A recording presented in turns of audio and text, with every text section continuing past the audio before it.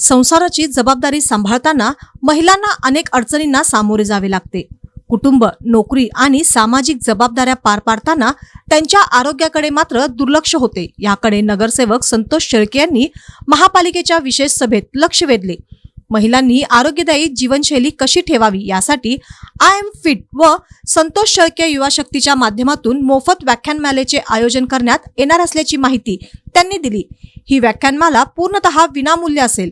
यासाठी महिलांकडून कोणतीही आर्थिक खर्च अपेक्षित नसून महिला दिनानिमित्त नाट्यगृहात कार्यक्रम घेण्यासाठी परवानगी द्यावी अशी मागणी त्यांनी प्रशासनाकडे केली। महिलांमध्ये आरोग्याविषयी जागरूकता निर्माण होणे ही काळाची गरज असल्याचे त्यांनी नमूद केले।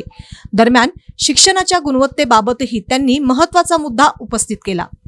शहरातील विविध प्रभागातील लोकप्रतिनिधींनी आपल्या परिसरातील महापालिकेच्या शाळांना नियमित भेट देऊन विद्यार्थ्यांची व शैक्षणिक गुणवत्तेची पाहणी करावी। शिक्षक, पालक व विद्यार्थ्यांशी संवाद साधून आवश्यक त्या सूचना प्रशासनाला द्याव्यात असे हे आवाहन त्यांनी केले। महापालिकेच्या शाळांमध्ये मूलभूत सुविधा, शैक्षणिक साहित्य व गुणवत्ता वाढीसाठी आवश्यक साधन सामग्री पुरवण्यावर भर दिला गेला पाहिजे। त्यामुळे आर्थिकदृष्ट्या दुर्बल घटकातील विद्यार्थ्यांनाही दर्जेदार शिक्षण मिळेल अशी अपेक्षा शेळके यांनी व्यक्त केली। महिलांचे आरोग्य आणि शिक्षणाची गुणवत्ता या दोन महत्त्वाच्या विषयांवर सभागृहात सकारात्मक चर्चा झाली असून प्रशासनाने याबाबत योग्य निर्णय घ्यावा अशी मागणी करण्यात आली।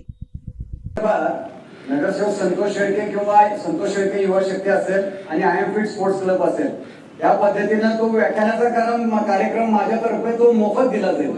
त्याचं मी कुठलेही मानधन घेणार नाही।